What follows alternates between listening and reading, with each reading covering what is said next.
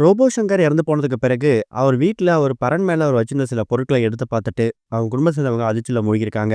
அதோட விவரத்த தான் இந்த வீடியோல பார்க்க போறோம். ரோபோ சங்கர் இறந்து கிட்டத்தட்ட 15 நாட்கள் ஆகப் போகுது. இந்த 15 நாட்களும் அவரோட வாழ்க்கை முறைய பத்தியும், அவரோட குடும்ப பின்னணிய பத்தியும் பல விஷயங்கள பார்த்து வந்துட்டு இருக்கோம். அந்த வகையில ரோபோ சங்கருக்கு தனக்கு ஒரு பொருள் பிடிச்சு போயிடுச்சுன்னா, அத சேகரிச்சு வைக்கிறதுல வழக்கமா இருக்கக்கூடியவராம். அது எத்தன வருஷம் ஆனாலும் சரி, எந்த ஒரு பொருளா இருந்தாலும் சரி, ரூ. 1 மதிப்பு இருக்கக்கூடிய பொருளா இருந்தாலும் சரி, அத பத்திரப்படுத்தி வைக்கக்கூடியதுல ஒரு முக்கியமான ஆளா இருந்திருக்காரு.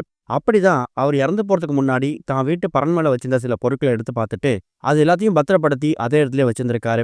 அந்த பரண் மேல அவர் வச்சிருந்த பொருட்கள் என்ன அப்படின்னு கேட்டீங்கன்னா, இவங்களோட திருமணமாகி கிட்டத்தட்ட 20 வருஷத்துக்கு மேல ஆகுது. இவங்க திருமணத்தப்ப எடுத்துக்கிட்ட அந்த திருமண உடையா இருக்கட்டும், அதே மாதிரி ஆரம்ப காலகட்டத்தில எக்கச்சக்கமான மேடை நிகழ்ச்சிகள்ல ரூப வேஷம் போட்டுட்டு தான் இவர் வாழ்க்கைய ஆரம்பிச்சிருக்காரு. அந்த மாரி சமயங்கள்ல வாங்குன ட்ரெஸ்ஸா இருக்கட்டும், அந்த மாரி சமயங்கள்ல இவருக்கு கொடுக்கப்பட்ட விருதுகளா இருக்கட்டும், இது எல்லாமே ஷோகேஸ்ல வைக்கிறதுக்கே இடம் இல்லையாம். அதுல ஒரு சில பதக்கங்கள், ஒரு சில மெடல் இது எல்லாமே ரொம்ப பழமை ஆயிட்டதால, அது எல்லாத்தையும் பத்திரப்படுத்தி ஒரு பாக்ஸ்ல போட்டு அவர் வீட்டு பரண் மேல வச்சிருக்காரு. அந்த பாக்ஸ்ல தான் அவங்க திருமணத்தப்ப எடுத்துக்கிட்ட திருமண உடை அதுல இருந்திருக்குது. வருஷத்துக்கு 1 முறையோ, 2 முறையோ அந்த பொருட்கள எடுத்து சுத்தப்படுத்தி மறுபடியும் அதே இடத்துல வச்சுடுவாராம். இத அவர் கடந்த வருஷங்களாவே ஒரு வழக்கமான விஷயமா வச்சிருந்திருக்காரு. இப்ப அவர் இறந்து போனதுக்கு பிறகு அவரோட அறைய எடுத்து சுத்தப்படுத்தி பார்க்கும்போது, அந்த பொருட்கள் எல்லாம் பத்திரமா அங்க இருந்து தெரிய வந்திருக்குது. அத அவரு ஞாபகார்த்தமா எடுத்து சுத்தப்படுத்தி, அவர் எங்க வச்சிருந்தாரோ அதே இடத்துல திரும்ப பத்திரப்படுத்த போறாங்களாம். இது எல்லாமே ரோபோசங்கர் அவர்கள பொறுத்தவரைக்கும் ஒரு பொக்கிஷமா தான் இருந்திருக்கு. புதிய வாழ்க்கை வந்ததுக்கு அப்புறமா பழச மறந்துடக்கூடாது அப்படிங்கிறதுல அவர் ரொம்ப உறுதியாவும் இருந்திருக்காரு.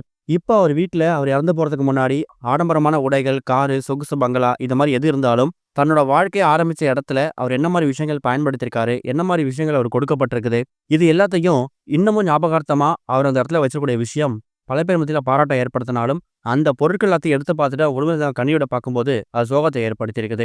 இது ஒரு பக்கம் இருக்க, வரப்போற அக்டோபர் 5ஆம் தேதி பிக் பாஸ் சீசன் 9 வந்து ஆரம்பிக்க போகுது. வழக்கம் போல போன சீசன் மாதிரி இந்த சீசனையும் விஜய் சேதுபதி தான் தொகுத்து வழங்க போறாரு.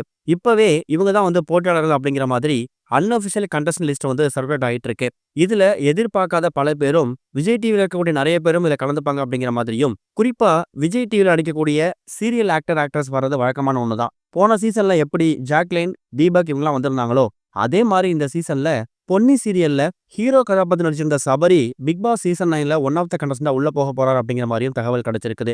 ஏற்கனவே மகாநதி சீரியல்ல இருக்கக்கூடிய 2 கதாபாத்திரங்கள் போகுது அப்படின்னு சொல்லியிருந்தாங்க. ஆனா அவங்க வந்து போகல அப்படிங்கறத அவங்க தரப்பு விளக்கமா கொடுத்துட்டாங்க. இன்னொரு பக்கம் சபரி பிக் பாஸ் 9க்கு போறாரு அப்படின்னு சர்க்குலேட் ஆகும்போது, இதுவரைக்கும் அவரோட சோஷியல் மீடியா பக்கத்துல எந்த விதமான மறுப்பும் அவர் தெரிவிக்கல. ஒருவேளை பிக் பாஸ் சீசன் 9ல பொன்னி சீரியல் நடிச்ச சபரி வந்து உள்ள போறாரா அப்படிங்கிறது ஆல்மோஸ்ட் கன்ஃபார்ம் ஆயிருக்கு. நீங்க இந்த பிக் பாஸ் சீசன் 9ல எந்தெந்த போட்டிகள எதிர்பார்த்துட்டு இருக்கீங்க அப்படிங்கிறத மறக்காம கமெண்ட்ல மென்ஷன் பண்ணுங்க.